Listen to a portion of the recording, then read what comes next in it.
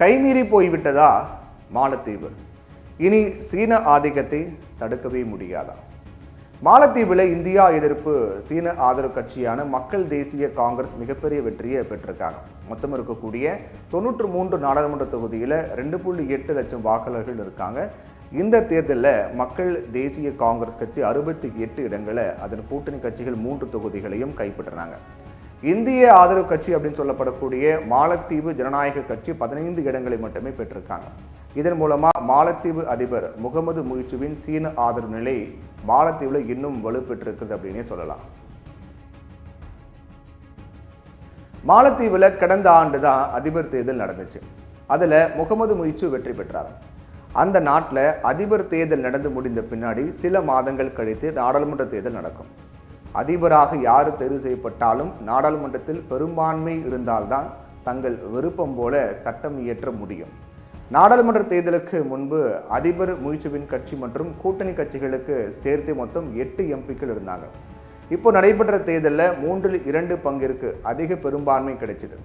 முயிசு கடந்த ஆண்டு இறுதியில் அதிபராக வெற்றி பெற்ற போது நடைபெற்ற தேர்தல் பிரச்சாரம் முந்தைய அரசாங்கத்தால் பின்பற்றப்பட்ட இந்தியாவுக்கு முன்னுரிமை கொள்கையை முடிவுக்கு கொண்டு வருவதை மையமாக கொண்டிருந்துச்சு.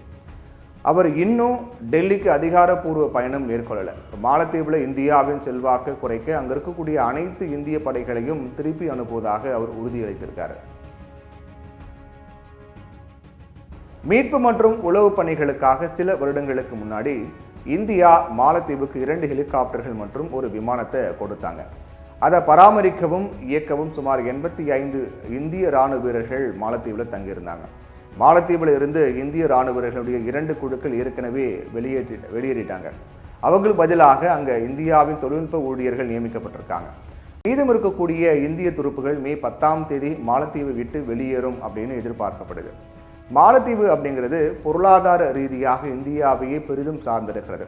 அதாவது மாலத்தீவின் வருவாயில முக்கிய பங்கு வகிக்கும் சுற்றுலாத்துறைக்கு பெரும் பங்களிப்பை வழங்கி வந்தது இந்திய சுற்றுலாத்துறை தான். இந்திய சுற்றுலா பணிகள் தான். அந்த இந்திய சுற்றுலாவை சேர்ந்த மக்கள் தான் அங்கே அதிகம் பேர் சுற்றுலாவுக்கு போகிறாங்க. மேலும் மருத்துவம், காய்கறி, இறைச்சி போன்ற அத்தியாவசிய பொருட்களையும் இந்தியாவில் இருந்து எளிதாக இறக்குமதி செய்து வந்தது மாலத்தீவு. ஆனால் முகமது முயிசு இந்தியாவின் ஆதிக்கத்தை குறைக்க விரும்பினார். அவருக்கு ஆக்கமும் ஊக்கமும் அளித்தது சீனா. இப்போ சீனா இதில் வெற்றி பெற்றிருக்கிறது அப்படின்னு சொல்லலாம்.